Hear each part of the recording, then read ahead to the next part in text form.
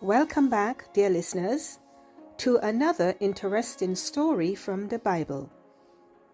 A long time ago, the small village of Bethany bustled with excitement as Jesus arrived at the home of Mary and Martha.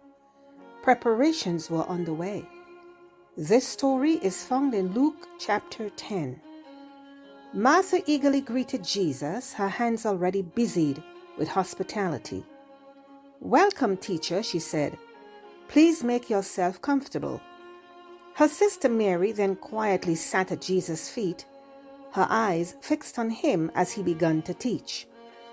In the kitchen, Martha stirred the pot, kneaded the dough, and arranged the dishes, while she glanced towards Mary with a frown and grew increasingly frustrated.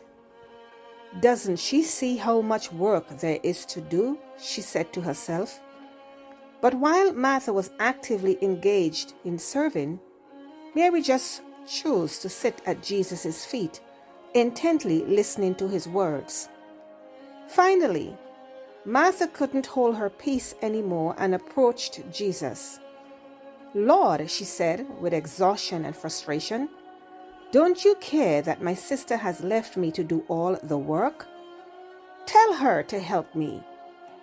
Jesus looked at Martha with understanding and compassion. "Martha, Martha," he said quietly, "you are worried and upset about many things, but only one thing is necessary, and Mary has chosen what is better, and it will not be taken away from her." His words were not a rebuke, but an invitation to shift her focus from the temporal to the eternal. Martha paused, her busy hands now quieted, as she considered Jesus' words. She realized that her service, while valuable, had distracted her from what truly mattered, which was spending time with the Lord. Martha excelled in serving others, and many people who work for the Lord has the same mindset. They spend a lot of time serving, but spend limited time with God. Throughout the book of Psalms, the word Selah occurs 71 different times. It means to pause and think. It's a call to rest, to reflect, to be still and breathe deeply, to settle into the moment and remain with God for a while.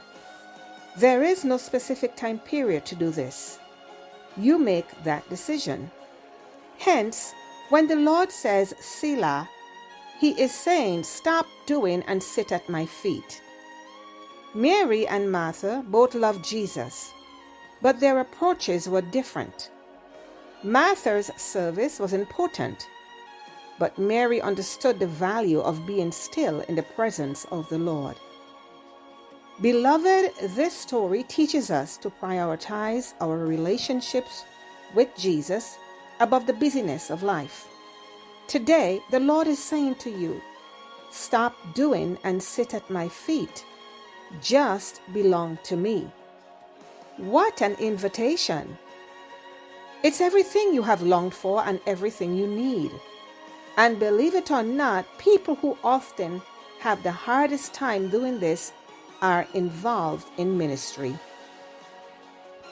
Like Martha, she excelled when it came to serving, but the danger was that by doing lots of things for the Lord, there was an excuse from sitting at his feet and spending time with him as Mary did. If you have been remiss, negligent, or inconsistent in this regard, re-establish your quiet time with the Lord and refuse to let anything keep you from it. Start small, but begin. Refuse to be caught up in the distractions of daily living and choose what matters most. When you are hungry in the natural, you eat and are satisfied. But with spiritual hunger, it isn't until you begin to eat that you discover how hungry you really are. Psalms 34:8 says, "Taste and see that the Lord is good." You will want more and more time with Jesus which is a wonderful thing because He longs for that time with you. Thank you for watching, and please remember to share and to subscribe so others can hear these Bible stories and that you can continue to receive these weekly podcasts. God bless you is my prayer.